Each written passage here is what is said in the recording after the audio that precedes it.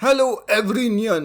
Satoru Gojo seal होगा Shibuya arc में भाई, लेकिन जब वो अनसील होगा तो उसके बाद क्या होगा आज हम इस वीडियो में जानेंगे दोस्तों। तो वहां पर जितने भी सॉर्सरर लोग थे, ठीक है, सबकी फटी हुई थी बहुत गंदी, क्योंकि भाई गोजो अनसील होगा तो भाई सबको डर लग रहा था कि क्या होगा उसके बाद। क्योंकि देखो वो जो आम का डब्बा, वो जो प्रिज्म रियलम है उसमें टाइम कुछ अलग तरीके से बीतता है। गोजो वहाँ पर लगभग 90 दिन के लिए सील था, तो ऐसा हो सकता है कि ये 90 दिन उसके लिए 1 सेकंड के बराबर हो, और ऐसा भी हो सकता है कि ये 90 दिन हजारों साल के बराबर हो गोजो के लिए। तो भाई किसी को नहीं पता था जब गोजो अनसील होगा तो लाइक गोजो क्या होगा, गोजो का क्या रिएक्शन होगा, क्या बिहेवियर होगा। क्या गोजो बाहर आते ही बोलेगा हा हा मेरे बच्चे यूजी मेरी पीठ खुजा दो? किसी को कुछ नहीं पता था। दरअसल वो लोग बहुत गंदी तरीके से डर भी रहे थे कि कहीं ऐसा ना हो जाए कि गोजो का मूड बहुत खराब हो गया हो, और सभी जानते हैं कि मेरा दूसरा डैडी गोजो है, ठीक है, तो कहीं ऐसा ना हो कि सुकुना से बचाने वाला इंसान ही हमें मारने लग जाए सुकुना के साथ मिलके।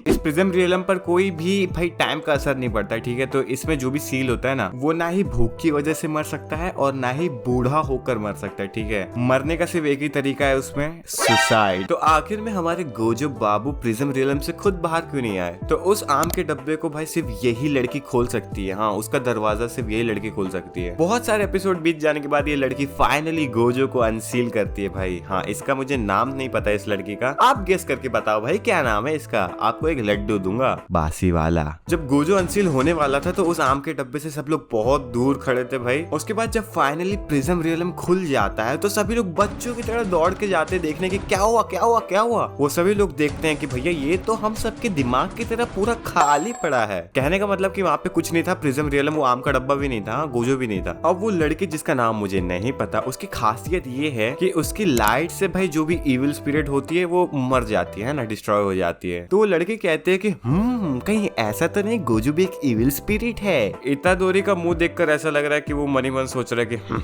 कौन सी गाली दूं यार इसे मैं, सोचना पड़ता है रे। जमीन हिलने लग जाती है। हाँ भाई, भूकंप आ गया वहीं पर। इतादोरी कहता है गड़बड़ है, कुछ तो गड़बड़ है, कुछ तो गड़बड़ है। उसके बाद सीन चेंज होकर एक आदमी की आवाज हमें सुनाई देती है। अरे मुझे गधे की आवाज क्यों सुनाई दे रही है? अच्छा, केंजाकू बात कर रहे हैं। हाँ फिर ठीक है, फिर ठीक है। केंजाकू कहता है कि मैंने जापान की सरफेस से 8000 मीटर अंदर उस प्रिज्म रियलम को दफनाया था, और उस प्रिज्म रियलम के आसपास मैंने काफी सारी कर्स स्पिरिट भी लगाई थी। केंजाकू कहता है कि किसी तरीके से भी अगर वो प्रिज्म रियलम अनसील हो जाए यानी खुल जाए तो उसके अंदर वाला आदमी तुरंत ही मर जाएगा।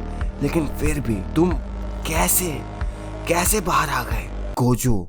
जी हाँ भाई, उस केंजाकू के सामने गोजो खड़ा होता है भाई। गोजो जवाब नहीं देता है केंजाकू को कि वो किस तरीके से बाहर आया, ठीक है। अरे भाई सीधी बात है, बाप है वो तेरा यार, बाहर आ ही जाएगा यार कैसे न कैसे तरीके से। फिर केंजाकू कहता है कि भाई गोजो तुमने इतने समय से आराम नहीं किया था, तो तुम्हें कैसा लग रहा है प्रिज्म रियलम में आराम कर कर? गोजो कहता है बेटा जबान संभाल कर इस्तेमाल किया करो, ठीक है, वरना इधर ही मार के दफना दूंगा, किसी को पता भी नहीं चलेगा। भाई सुसु कर दिया भाई साहब, केंजाकू ने पैंट गीली कर दी भाई, खत्म। तभी वहां पर एक धमाका होता है and a wild Pokemon appeared. It's Sukuna everybody. Sukuna आते ही गोजो पर हमला करता है और सुकुना कहता है कि क्या तुम्हें मैं अभी भी याद हूँ? जिसके जवाब में गोजो कहता है कि मैं एक बहुत ही अच्छा बाप हूँ, अपने बच्चों को कभी नहीं भूलता हूँ। एक्चुअली फेस टू फेस ये लोग दूसरी बार मिल रहे हैं इस पूरी सीरीज में, ठीक है। पहली बार तो वो एपिसोड 1 में शायद मिले थे गोजो सुकुना। तो बहुत ही अच्छी पोकेमॉन बैटल शायद यहाँ हमें देखने को मिलने वाली है दोस्तों। सुकुना भाई अपनी पुरानी बात गोजो को याद दिलाता है कि जिस दिन मैंने अपना पूरा शरीर रीगेन कर लिया तो सबसे पहले मैं गोजो को ही मारूंगा। एक्चुअली में सुकुना अभी यूजी को छोड़कर मेगुमी के अंदर घुस गया है। उसके बाद गोजो बुली करते हुए सुकुना को कहता है अबे तू तो यूजी को छोड़ के भागा एक डरपोक की तरह है,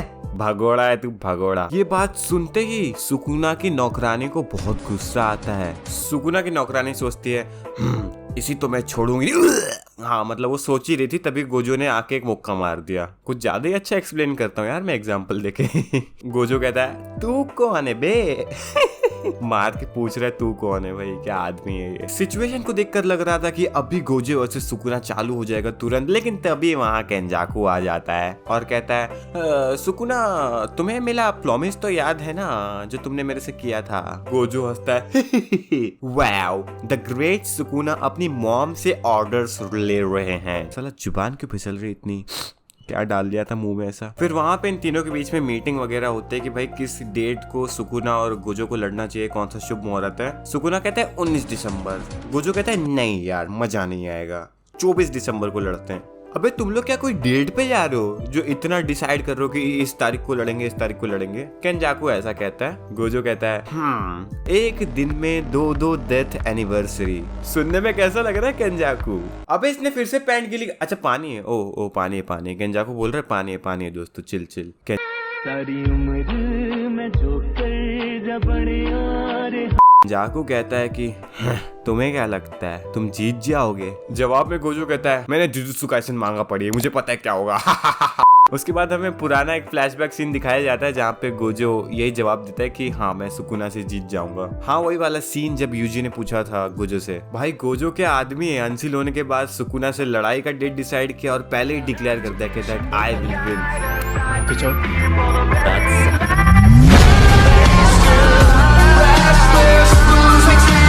That's why he is the GOAT everybody। इस वीडियो के लिए इतना ही everybody। अगर पुरानी जेजे की वीडियो नहीं देखी तो यहाँ दबाओ और देखो यार, ठीक है।